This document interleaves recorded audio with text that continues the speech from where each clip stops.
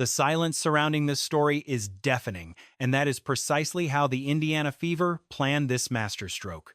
While every major sports network in the country spent 48 hours screaming about Angel Reese being exiled to Atlanta, while every podcast host debated whether the Chicago Sky had just committed a form of organizational suicide, and while every digital forum was engulfed in flames over trades and internal decay, Caitlin Clark sat in the shadows, observing until she executed a maneuver that caught everyone off guard.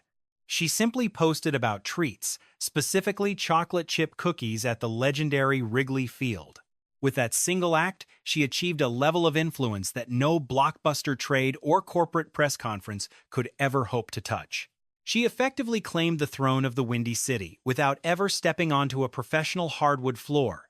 This flips the entire narrative on its head, and I am going to break down exactly why. Greetings, world!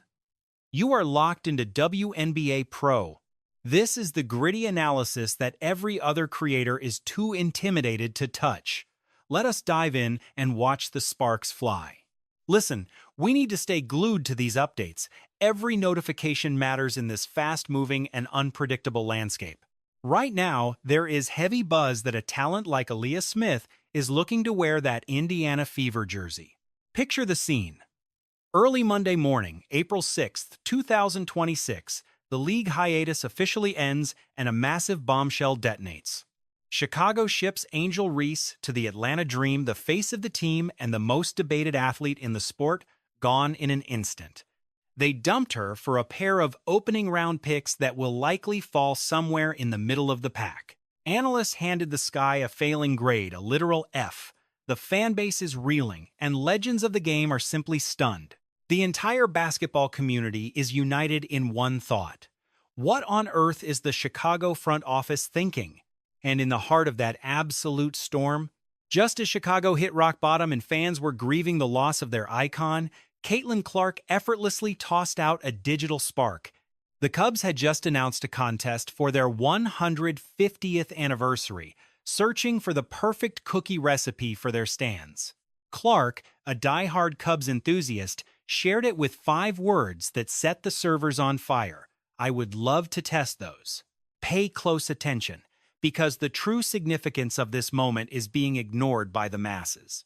On the exact day Chicago lost their queen, the biggest name in the league walked into their living rooms via social media and gave the city a reason to smile.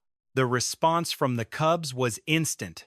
The fans, meanwhile, absolutely lost their minds with excitement.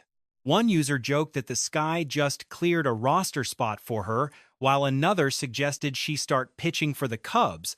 Clark was the top trend in the city.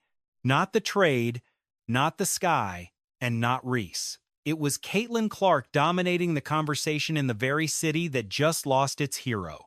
Let that sink in for a moment, because this was not actually about baked goods. You just witnessed the most profound display of cultural leverage in the history of the women's game. No recruitment was necessary. No contracts were signed. She did not even have to pick up a phone. 5 words on a screen allowed her to hijack a city that is not even her home. That transcends simple fame. That is not just being popular. That is pure gravitational pull. She pulls the entire sports world into her orbit without lifting a finger. And the timing? That was no fluke. Do not let anyone convince you this was random. Caitlin Clark is the most tactically brilliant athlete alive. She was fully aware of her moves. She knew the Reese saga was eating up the news cycle. Sensing Chicago's pain, she stepped in with a charming, lighthearted moment that reminded everyone who the true centerpiece of the sport is. She did not use insults or petty drama. She used cookies. That is a psychological masterclass that would make ancient generals envious. While everyone else fixates on the trade, they are missing the connection between Clark's social conquest and the Fever's roadmap to a championship. No one is seeing the big picture except us here at WNBA Pro. Let me map it out for you. Looking ahead, your track record suggests every organization will be desperate to have you on their roster. So, mirroring your college days, are you the one calling the shots on your destination right now? Honestly, I feel incredibly fortunate to be at this stage of my professional journey, and here is what the mainstream media is overlooking. The sheer power of the Clark brand is not some separate entity, it is the engine driving the Fever's roster construction. It is the whole game plan. Every acquisition Indiana makes is fueled by the irresistible force Clark generates. Consider this.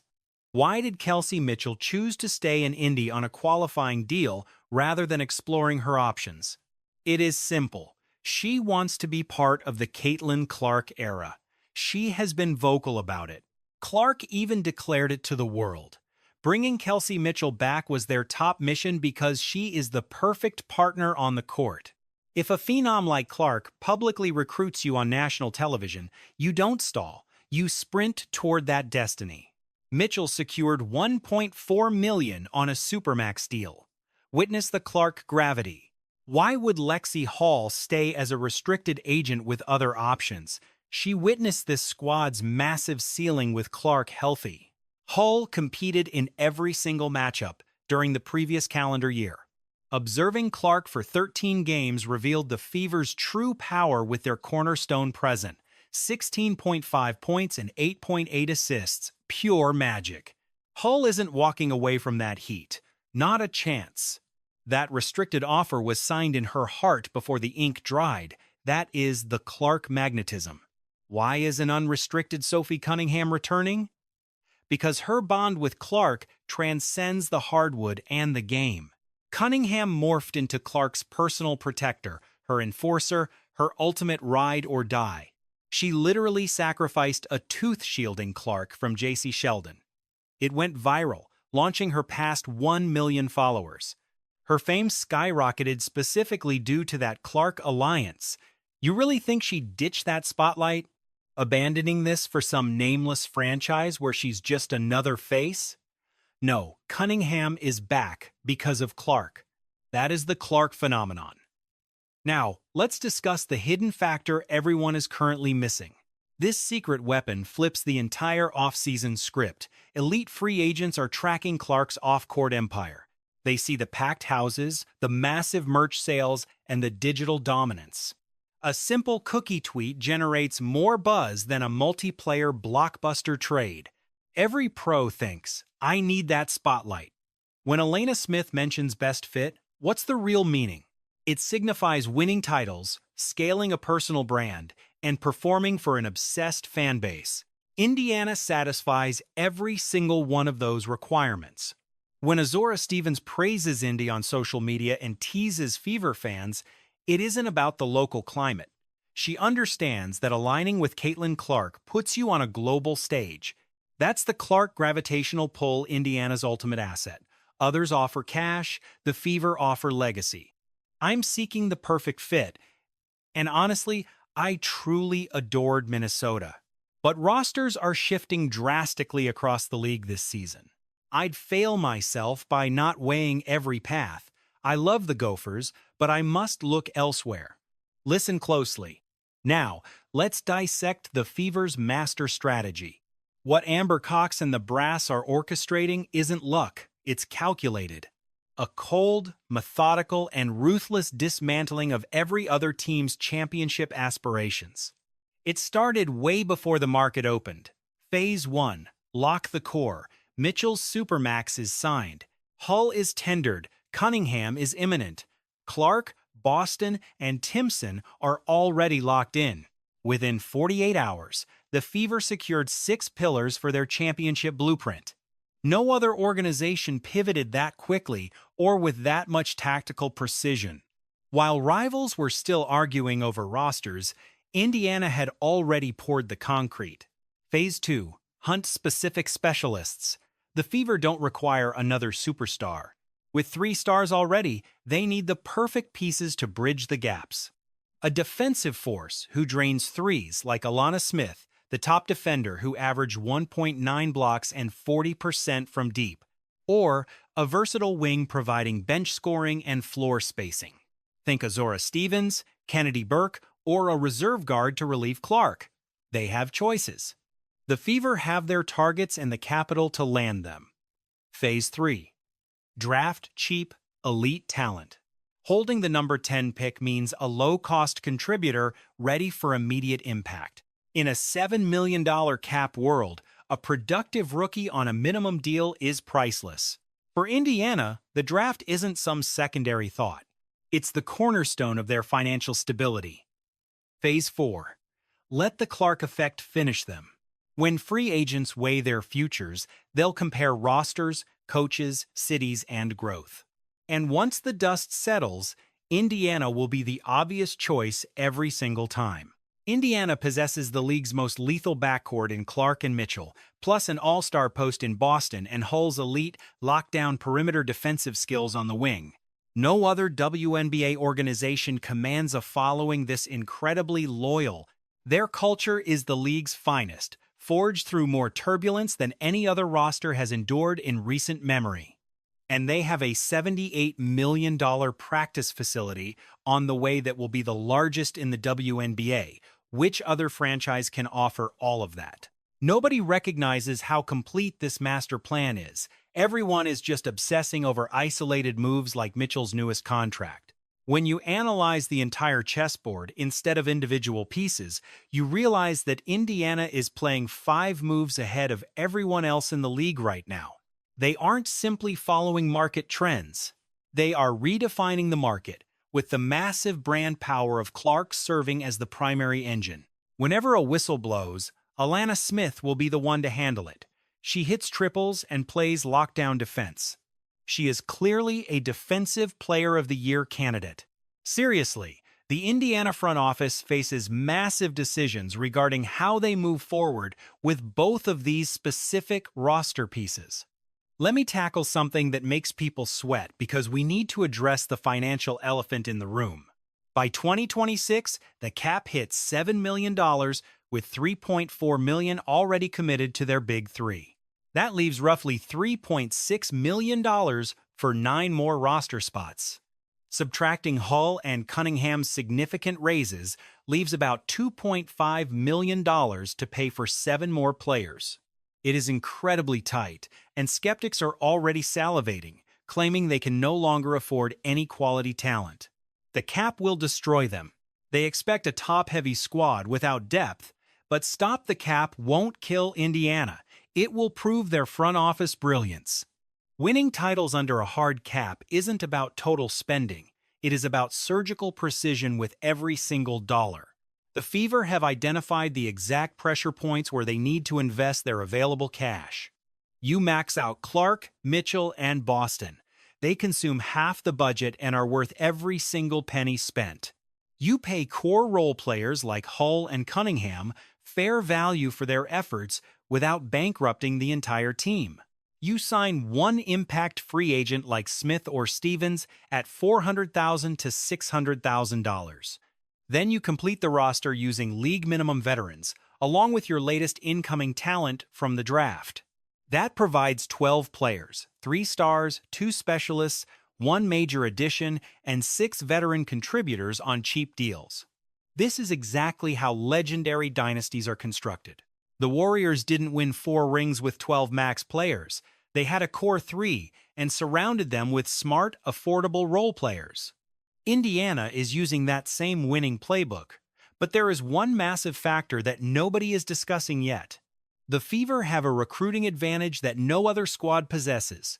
They are the top spot for ring chasers. Every sport has stars willing to take less money just to join a true contender. These are players tired of losing, who want a championship ring before they eventually walk away. Those veterans will look at Indiana and see a team that was minutes from the finals without their best player. They see Clark returning at full strength in a front office that truly understands the long game. They will call Amber Cox and offer to join for whatever the league minimum is, just to win. That is the Clark effect on roster building, and it's why financial limits won't stop this team from capturing the crown. Smith will integrate into the rotation perfectly, providing height and securing the interior with her elite rim protection. Finally, they have secured the ideal athletic profile they've desperately needed at the 4 spot. Natasha Howard simply didn't fit the system, y'all. I am sorry, but it was just the truth. Smith recorded 1.9 blocks per game last season while shooting 33% on 4.3 attempts nightly. Pairing her with Aaliyah Boston creates a front-court pair that is a defensive nightmare and offensively versatile. I am going to make a statement right now that I want every single viewer of this video to remember. Screenshot this or write it on your mirror. Do whatever you must to keep this receipt. When Indiana hoists that championship trophy in 6 months, remember WNBA Pro told you first, the Fever aren't just building a contender. They aren't building a contender. They are constructing a dynasty, and this foundation goes much deeper than any single trade or signing. A single post regarding dessert exposed the entire blueprint, revealing the absolute essence of what Caitlin Clark and the Fever represent today. This proved that Clark exists in a stratosphere where no other basketball player could ever dream of climbing. Imagine commanding every headline on the planet despite never actually stepping onto the hardwood for one solitary second. She conquers the heart of the Midwest via 5 simple taps on a screen, compelling every single elite free agent to beg for a spot on her roster just by breathing. News of the Reese swap will wither. While the sky plummet toward total obscurity, the messy chaos of off-season signings will finally find some clarity. Yet, the enduring legacy of this summer, the true shift in women's basketball, stems from a lone superstar shattering the traditional playbook for crafting a title contender. Forget checks or trades, she dictates the game through sheer, unadulterated cosmic force. The entire universe revolves around Caitlin Clark. Athletes, spectators, journalists, and massive capital all circle her. Soon enough, those golden trophies will inevitably follow the exact same path. Inevitability reigns. With Clark, Mitchell, Cunningham, Boston, and Hull leading, the Wise are scrambling to board this locomotive before it screams out of the depot. We aren't witnessing a mere lineup. This is an unstoppable crusade that refuses to decelerate or yield. Asking for consent isn't their style. They simply crush all obstacles. May 9th, Dallas Wings, Gainbridge Fieldhouse. On that date, the whole league discovers the truth that Indiana and WNBA Pro have understood from the jump. It confirms the reality. Clark recognized the moment she arrived. The crown is hers. This domain belongs to her. Everyone else is merely a guest in her house. This leader doesn't require sports jargon to emphasize exactly who is pulling the strings. Mere mentions of baked snacks suffice. That terrifying level of influence concludes our session today here on WNBA Pro. Should this insight blow your mind, go ahead and absolutely demolish that like icon. Deposit your wildest, most chaotic opinions down below immediately. Does Clark stand as the most influential figure in modern athletics? Will Indiana's grand design succeed? Is there any force capable of halting this juggernaut? Turn that comment area into a battlefield. Join the WNBA Pro community now. Activate those notifications. You understand how this works. I will see you guys very soon.